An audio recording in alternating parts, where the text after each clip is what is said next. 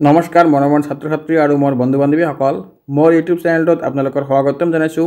আজি মই লৈ আহিছোঁ নৱম শ্ৰেণীৰ পাৰ্ট নম্বৰ 11।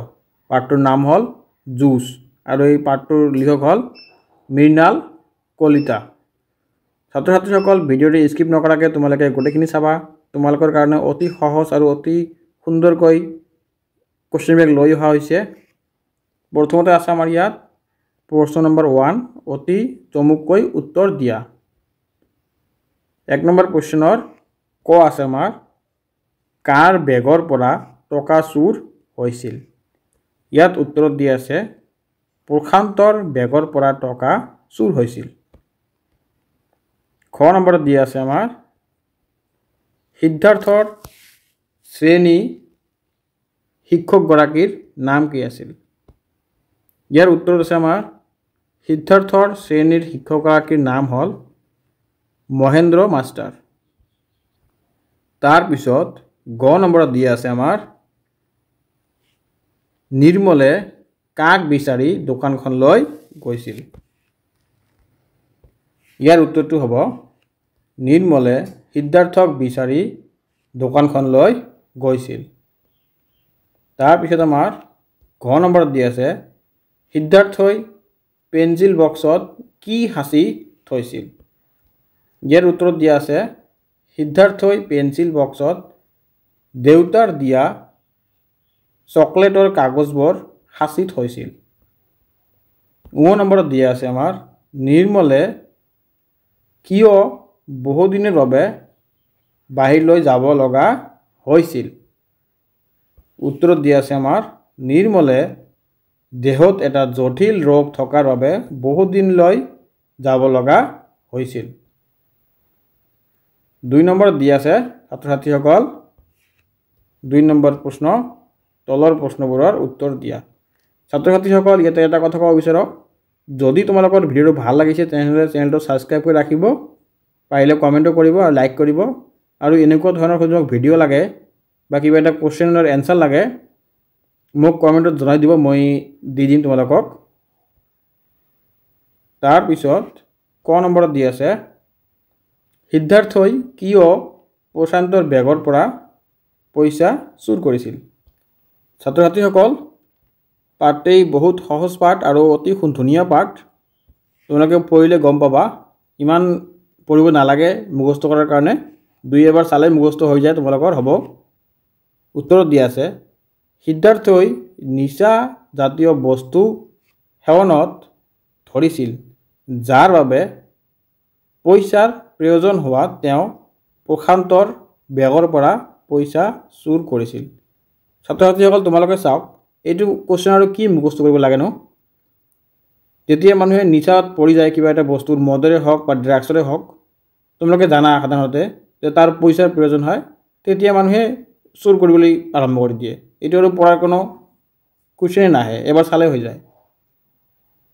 তাৰপিছত খ নম্বৰত দি আছে কি কাৰণত সিদ্ধাৰ্থ নিচাসক্ত হৈ পৰিছিল। ছাত্ৰ ছাত্ৰীসকল তোমালোকে জানা এইটোও, মানুহে কি কাৰণত নিচা কৰে। অধিক মাত্ৰাৰ টেনশ্যন হ'লেই মানুহ নিচা কৰে আৰু কিবা বেয়া কামত লিপ্ত থাকিলেও নিচা কৰে। উত্তৰত আছে ইয়াত মাক দেউতাকৰ বিচ্ছেদ, তাৰপিছত একাকিত্ব আদিৰ বাবে সিদ্ধাৰ্থ নিচাসক্ত হৈ পৰিছিল। তাৰপিছত আমাৰ গ নম্বৰত দিয়া আছে নিৰ্মলে সিদ্ধাৰ্থক বিচাৰি কিয় পাণ দোকানলৈ গৈছিল। উত্তৰত দিয়া আছে আমাৰ নিৰ্মলে সিদ্ধাৰ্থক কেইবাদিনো পাণ দোকানখনত দেখা পাইছিল। এদিন দোকানৰ আঁৰত লুকাই সিদ্ধাৰ্থক চিগাৰেট টানি থকাও দেখা পাইছিল। ছাত্ৰ ছাত্ৰীসকল তোমালোকে জানা, যিসকলে তোমালোকৰ বন্ধু বান্ধৱীয়ে নিচা কৰে তেওঁলোকে চাবা দোকানত গৈ পলাই চিগাৰেট টানি থাকে, তাকে বুজাইছে ইয়াত। আৰু ইয়াতে কি পঢ়িবা তোমালোকে, এবাৰ দুবাৰ চালে হৈ যাব। সি একে কৌতূহল আৰু সন্দেহৰ বশৱৰ্তী হৈ সিদ্ধাৰ্থক বিচাৰি পাণ দোকানলৈ গৈছিল। তাৰ পিছত ঘ নম্বৰত দি আছে সিদ্ধাৰ্থই প্ৰথমে কিয় নিৰ্মলৰ মুখামুখি হ'ব খোজা নাছিল। ছাত্ৰ ছাত্ৰীসকল এইটো কুৱেশ্যন খুবেই ইণ্টাৰেষ্টিং কুৱেশ্যন। যিসকলে চিগাৰেট খায় তেওঁলোকৰ কাৰণে বহুত কমন পৰিব কুৱেশ্যনটো চালে। তোমালোকে চাবা ইয়াতে দিয়া আছে সিদ্ধাৰ্থই প্ৰথমে নিৰ্মলৰ মুখামুখি হ'ব খোজা নাছিল কাৰণ সিদ্ধাৰ্থই নিজৰ পৰাই পলাই ফুৰিছিল। তাৰ দুখ যন্ত্ৰণা একাত্ৰিত চকুপানী এইবোৰ সি আনক দেখুৱাব খোজা নাছিল। তাৰপিছত ছাত্ৰ ছাত্ৰীসকল নিৰ্মলৰ জটিল ৰোগৰ কথা জানি সিদ্ধাৰ্থই কি কৈছিল। উত্তৰত দিয়া আছে আমাৰ নিৰ্মলৰ জটিল ৰোগৰ কথা জানি সিদ্ধাৰ্থই কৈছিল যে সি ড্ৰাগছ লোৱা এৰিব চেষ্টা কৰিব। চকুৰ সন্মুখত নেদেখিলেও সিদ্ধাৰ্থৰ বুকুৰ ভিতৰৰ পৰাই নিৰ্মলে তাক বাধা দিব। তাৰপিছত আমাৰ প্ৰশ্ন নম্বৰ 3 তোৰ কি হৈছে মোক ক'বই লাগিব। সিদ্ধাৰ্থ নিৰ্মলৰ এই কথাখিনিয়েই সিদ্ধাৰ্থক কেনেকৈ প্ৰভাৱিত কৰিছিল।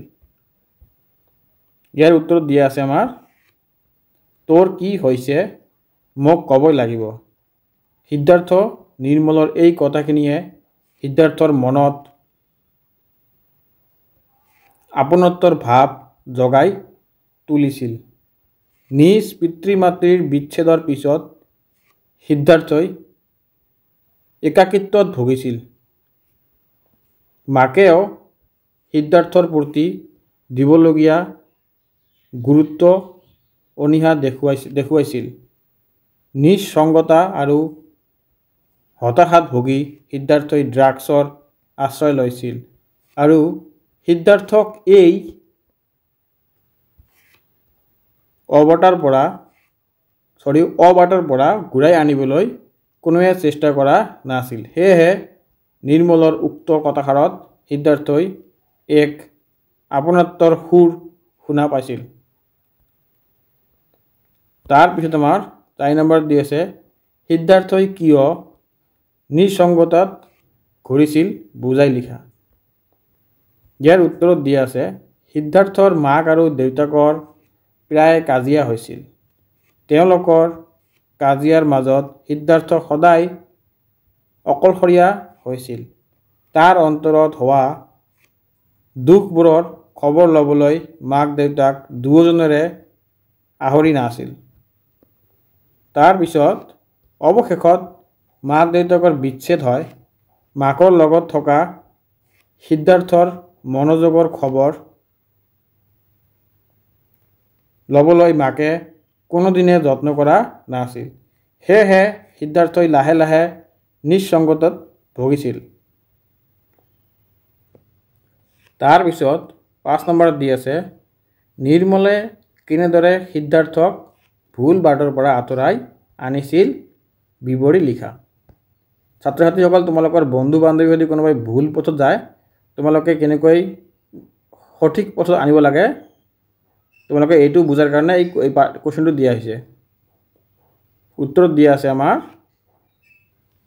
পাৰিবাৰিক অশান্তিৰ বাবে সিদ্ধাৰ্থই নিঃসংগতাত ভুগিছিল আৰু ড্ৰাগছ আসক্ত হৈ পৰিছিল। ড্ৰাগছৰ বাবে পইচা গোটাবলৈ সিদ্ধাৰ্থই স্কুলৰ লগৰ ল'ৰাৰ বেগত হাত দিবলৈ আৰম্ভ কৰিছিল। নিৰ্মলে সিদ্ধাৰ্থক লগ কৰি তাৰনো কি হৈছে সুধিছিল আৰু বন্ধুত্বৰ উমাল পৰশেৰে ভুল বাটৰ পৰা তাক আঁতৰাই আনিবলৈ যত্ন কৰিছিল। নিৰ্মলৰ বন্ধুত্ব আৰু দায়িত্ববোধে সিদ্ধাৰ্থক ভুল বাটৰ পৰা আঁতৰাই আনিছিল। তাৰপিছত ছাত্ৰ ছাত্ৰীসকল 6 নম্বৰত দিয়া আছে আমাৰ তোৰ দৰে ল'ৰাৰ কথাৰ উত্তৰ দিব নোৱাৰি অস্বস্তিকতাৰ যৌনতাৰ মাজত মাথো ছটফটাবহে পাৰি। কথাষাৰৰ অন্তৰ্নিহিত ভাৱ বিশ্লেষণ কৰা। ইয়াৰ উত্তৰত দিয়া আছে সিদ্ধাৰ্থৰ স্বভাৱ চৰিত্ৰ সলনি হোৱা দেখি বন্ধু নিৰ্মলে সিদ্ধাৰ্থক লগ কৰি তাৰণকৈ হৈছে তাৰ সুধিলে। তৰ্ণ কি হৈছে তাক সুধিলে। কিন্তু সিদ্ধাৰ্থই নিৰ্মলক একো উত্তৰ নিদিয়াকৈ গুচি গ'ল। সিদ্ধাৰ্থই মহেন্দ্ৰ মাষ্টৰৰ কৰ্কশ কঠোৰ বাক্যবাণৰো উত্তৰ দিবলৈ সংকোচ নকৰে। কিন্তু নিৰ্মলৰ নিচিনা সহজ সৰল সৎ নিৰ্ভীক ল'ৰাজনৰ প্ৰশ্নৰ উত্তৰ দিব পৰা নাই। কাৰণ নিৰ্মল এজন সৎ সাহসী নিভাজ মনৰ ল'ৰা। সি সিদ্ধাৰ্থক ভুল বাটৰ পৰা আঁতৰাই আনিবলৈহে সিদ্ধাৰ্থক প্ৰশ্ন কৰিছিল। সেয়েহে সিদ্ধাৰ্থই বুজি পাইছিল। সেয়ে সিদ্ধাৰ্থই ভাবিছিল যে নিৰ্মলৰ দৰে ল'ৰাৰ কথাৰ উত্তৰ দিব নোৱাৰিম। তাৰপিছত অস্বস্তিকৰ মৌনতাৰ মাজত কেৱল ছটফটাবহে ৰ'ব পাৰি। তাৰপিছত আমাৰ 7 নম্বৰত দিয়া আছে হাঁহিব নোৱাৰি, খেলিব নোৱাৰি, শুব নোৱাৰি, ইমানেই তীব্ৰ এই শূন্যতাৰ ভাৰ দুখৰ দাহন। কথাষাৰ কাৰ বিষয়ে আৰু কিয় কোৱা হৈছিল বুজাই লিখা। ইয়াৰ উত্তৰত দিয়া আছে কথাষাৰৰ সিদ্ধাৰ্থৰ বিষয়ে কোৱা হৈছে। সিদ্ধাৰ্থৰ মাক দেউতাকৰ মাজত প্ৰায় কাজিয়া হৈছিল। তেওঁলোক নিজৰ মাজত এনেদৰে সোমাই পৰিছিল যে সিদ্ধাৰ্থৰ মনৰ পৰা বিৰূপ প্ৰতিক্ৰিয়াৰ বিষয়ে সুমলি মন দিয়া নাছিল। তাৰপিছত এদিন মাক দেউতাকৰ মাজত বিচ্ছেদ হৈছিল। সিদ্ধাৰ্থক কোনেও ইয়াৰ কাৰণ জনোৱা নাছিল আৰু সিদ্ধাৰ্থও নিজে কাকো একো সোধা নাছিল। মাক বাপেকৰ কি হৈছে সেই অমীমাংসিতাই প্ৰশ্ন যি আছিল তাৰ চকুপানী বেৰতকৈও গধুৰ। সিদ্ধাৰ্থ নামৰ সংবেদনশীল কিশোৰজনে নিঃসংগতা আৰু হতাশাত ভুগিছিল। চাৰিওফালে শূন্যতা দেখিছিল য'ত হাঁহিব নোৱাৰি, খেলিব নোৱাৰি, শুব নোৱাৰি, ইমানেই তীব্ৰতা এই শূন্যতাৰ ভৰ দুখৰ দাহন। তাৰপিছত আমাৰ 8 নম্বৰত দি আছে সিদ্ধাৰ্থই কিহৰ তাড়নাত মাকৰ খাৰুযোৰ চুৰ কৰিছিল আৰু পাছত তাৰ কিয় অন্তৰ্দ্বন্দ্ব হৈছিল বুজাই লিখা। উত্তৰ সিদ্ধাৰ্থই ড্ৰাগছ আসক্ত হৈছিল। ড্ৰাগছ কিনিবলৈ পইচাৰ প্ৰয়োজন হোৱাত মাকৰ খাৰুযোৰ চুৰি কৰিছিল। সিদ্ধাৰ্থই নিজৰ মাকৰ খাৰুযোৰ পাণ দোকানীজনৰ হাতত তুলি দিছিল। সেই সময়ত পুলিচে সিহঁতৰ ঘৰৰ কাম কৰা ছোৱালীজনক বান্ধি নি লকআপত ভৰাইছিল। সেইবাবে তেওঁ অন্তৰ্দ্বন্দ্ব হৈছিল। তাৰপিছত প্ৰশ্ন নম্বৰ 9 আচলতে মন গ'লেই সুখী হ'ব পাৰি জানো? নিৰ্মলে কি প্ৰসংগত সিদ্ধাৰ্থক এনেদৰে কৈছিল বুজাই লিখা। ইয়াৰ উত্তৰটো হ'ব সিদ্ধাৰ্থই ড্ৰাগছৰ প্ৰতি কেনেদৰে আসক্ত হৈ পৰিছিল সেই সকলোবোৰ কথা নিৰ্মলক ক'লে আৰু নিৰ্মলে সিদ্ধাৰ্থক ড্ৰাগছৰ কবলৰ পৰা মুক্ত কৰাৰ প্ৰসংগতে এনেদৰে কৈছিল। নিৰ্মলে সিদ্ধাৰ্থক বুজিছিল যে আচল কথা হৈছে মনটো। জীৱনটোক ভাল পালে জীৱনটোৱে কেতিয়াও প্ৰবঞ্চনা নকৰে। এই নদী পাহাৰ মূৰৰ ওপৰত আকাশ জন্তু তৰাবোৰ মন গ'লেই ভাল ল'ব পাৰি, আপোন কৰি ল'ব পাৰি। এইবোৰ ভালপোৱা নিশ্চয় নহয়, শূন্য নহয়, আচলতে মন গ'লেই সুখী হ'ব পাৰি। তাৰপিছত দিছে কেইটামান ব্যাখ্যা কৰা। প্ৰশ্ন নম্বৰ 10 ক নম্বৰত দিয়া আছে আমাৰ, নোপোৱা মৰম পোৱাৰ আশাই যেন তাক দুৰ্বল আৰু অভিমান কৰে। ইয়াৰ উত্তৰটো হ'ব, বাক্যভাগী আমাৰ পাঠ্যপুথিৰ অন্তৰ্গত ডক্টৰ মৃণাল কলিতা দেৱৰ দ্বাৰা ৰচিত যুঁজ নামৰ চুটি গল্পৰ পৰা তুলি দিয়া হৈছে। ছাত্ৰ ছাত্ৰীসকল, তোমালোকে যদি পৰীক্ষাত এইখিনিয়ে লিখি দিয়া, তথাপিও তোমালোকক 2 নহ'লে 1 মাৰ্ক দিব। তাৰপিছত মাক দেউতাকৰ কাজিয়া আৰু শেষত বিচ্ছেদ, এই সকলোবোৰৰ মাজত সিদ্ধাৰ্থই যেন নিঃসংগ আৰু অকলশৰীয়া হৈ পৰিল। তাৰ মনোযোগৰ খবৰ ৰাখাটো তাক এষাৰি মৰমৰ মাত দেউতা, তাৰ ভুলবোৰ আঙুলিয়াই দেউতা কোনো নোহোৱাই হ'ল। ফলস্বৰূপে সিদ্ধাৰ্থই আশ্ৰয় ল'লে ড্ৰাগছৰ। ড্ৰাগছ কিনিবলৈ পইচাৰ যোগাৰ কৰিবলৈ মাকৰ সোণৰ খাৰু চুৰ কৰাৰ পৰা স্কুলৰ লগৰ ল'ৰাৰ বেগতো হাত দিলে। স্কুলত পইচা চোৰ বুলি ধৰা পৰাৰ পিছত বন্ধু নিৰ্মলে তাক সৎ পথলৈ উভতি অনাৰ চেষ্টা কৰে আৰু সিদ্ধাৰ্থক তাৰ কি হৈছে ক'বলৈ জোৰ কৰে। তাৰপিছত খ নম্বৰত দি আছে, মানুহে দেখা ঘৃণনীয় সত্যৰ আঁৰতো হয়তো কেতিয়াবা লুকাই থাকে আন কিছুমান কৰুণ সত্য। ইয়াৰ উত্তৰত দিয়া আছে, বাক্যভাগী আমাৰ পাঠ্যপুথিৰ অন্তৰ্গত ডক্টৰ মৃণাল কলিতা দেৱৰ দ্বাৰা ৰচিত যুঁজ নামৰ গল্পটিৰ পৰা তুলি দিয়া হৈছে। তাৰপিছত কেতিয়াবা দেখা পোৱা সত্য ঘটনাবোৰৰ আঁৰত কিছুমান কৰুণ কাহিনী লুকাই থকা দেখা পোৱা প্ৰসংগতে লিখকে উক্ত কথাষাৰি অৱতাৰণা কৰিছে।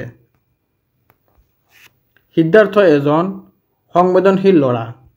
সিও লগৰ ল'ৰাৰ লগত হাঁহি ধেমালি কৰি খেলিছিল, কিন্তু কেইমাহমানৰ পৰা সি গহীন খিংখিঙীয়া আৰু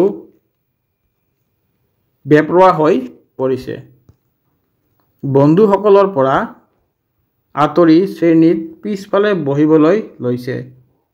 শিক্ষকে কৰিব দিয়া ঘৰৰ কাম প্ৰায়ে নকৰে, আনকি মাজে মাজে স্কুলক ক্ষতি কৰিবলৈ লৈছে। গ নম্বৰ, পাবলগীয়া মৰমবোৰ হেৰুৱাই এখন ভাঙি যোৱা সংসাৰৰ সি হৈ পৰিল এটা বিদ্ৰোহী অথচ কৰুণ চৰিত্ৰ। উত্তৰত দিয়া আছে আমাৰ, বাক্যভাগী আমাৰ পাঠ্যপুথিৰ অন্তৰ্গত ডক্টৰ মৃণাল কলিতা দেৱৰ দ্বাৰা ৰচিত যুঁজ নামৰ চুটি গল্পৰ পৰা তুলি দিয়া হৈছে। সিদ্ধাৰ্থৰ মাক দেউতাকৰ মাজৰ কাজিয়া আৰু শেষত বিচ্ছেদ, এই সকলোবোৰৰ মাজৰ সিদ্ধাৰ্থৰ কুমলীয়া মনটো ভাঙি ছিঙি ধনবান হৈ গ'ল। তেওঁলোকৰ কাজিয়া ইমানেই তীব্ৰ আছিল যে সিদ্ধাৰ্থৰ চকুপানীবোৰ তেওঁলোকে দেখাই নাপালে। সিদ্ধাৰ্থক মৰমৰ মাত এষাৰ দি মাৰ্গদৰ্শন কৰোৱা মানুহৰ অভাৱ হ'ল। ফলস্বৰূপে সিদ্ধাৰ্থ হৈ পৰিল নিঃসংগ আৰু হতাশাগ্ৰস্ত। পাবলগীয়া মৰমবোৰ হেৰুৱাই এখন ভাঙি যোৱা সংসাৰৰ সি হৈ পৰিল এটা বিদ্ৰোহী অথচ কৰুণ চৰিত্ৰ। তাৰপিছত আমাৰ ঘ নম্বৰত দিয়া আছে, সকলো মানুহৰেই জীৱনবৰ একোখন যুঁজ। বাক্যভাগী আমাৰ পাঠ্যপুথিৰ অন্তৰ্গত ডক্টৰ মৃণাল কলিতা দেৱৰ দ্বাৰা ৰচিত যুঁজ নামৰ চুটি গল্পৰ পৰা তুলি দিয়া হৈছে। উত্তৰ, লিখকে ক'ব বিচাৰিছে যে জীৱনবৰ একোখন যুঁজ। সেই যুঁজখনেই হয়তো জীৱনৰ আমেজ, হয়তো যুঁজখনেই জীৱনটো নিয়মৰ মাজেৰেই জীৱনৰ যুঁজখন যুঁজি যাব লাগিব। নিয়মৰ বাহিৰ হৈ খেলিলে নিজেই বচাব লাগিব। ৰেফাৰীৰ হুইচেলটো প্ৰত্যেক মানুহৰে সমস্যাবোৰক লিখকে যুঁজ বুলি কৈছে। সি শাৰীৰিক কিংবা মানসিক হওক আৰু প্ৰত্যেকেই নিজৰ নিজৰ জীৱনত এজন যুঁজাৰু। তাৰপিছত প্ৰশ্ন নম্বৰ 11, যুঁজ গল্পটোৰ শিৰোনামৰ তাৎপৰ্য বুজাই লিখা। ইয়াৰ উত্তৰত দিয়া আছে, ডক্টৰ মৃণাল কলিতা দেৱৰ যুঁজ হৈছে এটা চুটি গল্প। গল্পটোত লিখকে দুজন কিশোৰৰ মনোযোগৰ সুন্দৰভাৱে বৰ্ণনা দিছে। তেওঁ গল্পটোত সিদ্ধাৰ্থ নামৰ ল'ৰাজনে নিঃসংগতাত ভুগি কেনেদৰে ড্ৰাগছত আসক্ত হৈ পৰিছে আৰু নিৰ্মল নামৰ ল'ৰাজনে দুৰাৰোগ্য ৰোগত ভুগিছে আৰু নিৰ্মলে কেনেদৰে সিদ্ধাৰ্থক ড্ৰাগছৰ কবলৰ পৰা ৰক্ষা কৰিবলৈ আগবাঢ়ি আহিছে তাৰে সুন্দৰ বৰ্ণনা দাঙি ধৰিছে। দুয়োজনেৰে এই প্ৰচেষ্টাক লিখকে যুঁজ বুলি কৈছে। সিদ্ধাৰ্থৰ যুঁজ মনৰ লগত, আনহাতে নিৰ্মলৰ যুঁজ শৰীৰৰ লগত। এই যুঁজখন প্ৰত্যেক মানুহেই যুঁজিব লাগিব। হাৰা জিকা পিছৰ কথা, কিন্তু যুঁজ কৰি যাবই লাগিব। সহজ সৰল কথন ভংগীৰে গল্পকাৰে বৰ্তা দিছে। তাৰপিছত আমাৰ ভাষা বিষয়ক 12 নম্বৰত দি আছে বেশ বাক্যসহ সমাসৰ নাম লিখা। ইয়াত কিছুমান শব্দ দিয়া আছে, এইবিলাক কি সমাসত পৰে তোমালোকক ক'বলৈ কৈছে। প্ৰথমত দিয়া আছে আমাৰ মৃত্য শীতল, মৃত্যুৰ দৰে শীতল যি, এইটো হ'ল কৰ্মধাৰয়। তাৰপিছতো হ'ল অসহনীয়, যিটো সহন কৰিব নোৱাৰি, এইটো হ'ল অব্যয়ভাৱ। তাৰপিছত অতল, যাৰ কোনো তলি নাই, এইটো হ'ল অব্যয়ভাৱ। তাৰপিছত অমীমাংসিত, মীমাংসাৰ আঁতাত, এইটো অব্যয়ভাৱ। তাৰপিছত বেপৰোৱা, পৰোৱাৰ অতীত, এইটো অব্যয়ভাৱ। তাৰপিছত আমাৰ অচিনাকি, যাক চিনি পোৱা নাযায়, এইটো অব্যয়ভাৱ। তাৰপিছত আমাৰ বাক্য ৰচনা কৰা, 13 নম্বৰত বাক্য ৰচনা কৰা। উজাগৰ, সি ৰাতি ৰাতি উজাগৰে থাকিয়েই পঢ়া শুনা কৰিছিল। তাৰপিছত আবদ্ধ, নহয় একেবাৰে আবদ্ধ ল'ৰা, নয়ন। তাৰপিছত অৱলম্বন, কৰোনা মহামাৰীৰ পৰা নিজকে তৰা নিজৰ ঘৰখনক বচাই ৰাখিবলৈ আমি উপযুক্ত সাৱধানতা অৱলম্বন কৰা উচিত। তাৰপিছত খেৰকুটা, বিপদত পৰিলে মানুহে খেৰকুটা ডালকে বাচিবলৈ খামুচি ধৰে। তাৰপিছত আমাৰ 14 নম্বৰত সমাৰ্থক শব্দ লিখা। নীৰৱতা মানে নিঃশব্দ, বিষাদ মানে শোক। তাৰপিছত প্ৰস্তৰ মানে শিলৰ। তাৰপিছত একাকৃত্ব মানে অকলশৰীয়া, এইটো খুবেই ইম্পৰ্টেণ্ট, তোমালোকে আহিব পাৰে একাকৃত্ব। আন্ধাৰ মানে তিমিৰ, এইটো আহিব পাৰে। ছাত্ৰ ছাত্ৰীসকল মই ভিডিঅ'টো ইয়াতে শেষ কৰিছোঁ। তোমালোকৰ যদি ভিডিঅ'টো ভাল লাগে চেনেলটো ছাবস্ক্ৰাইব কৰি ৰাখিবা। ধন্যবাদ।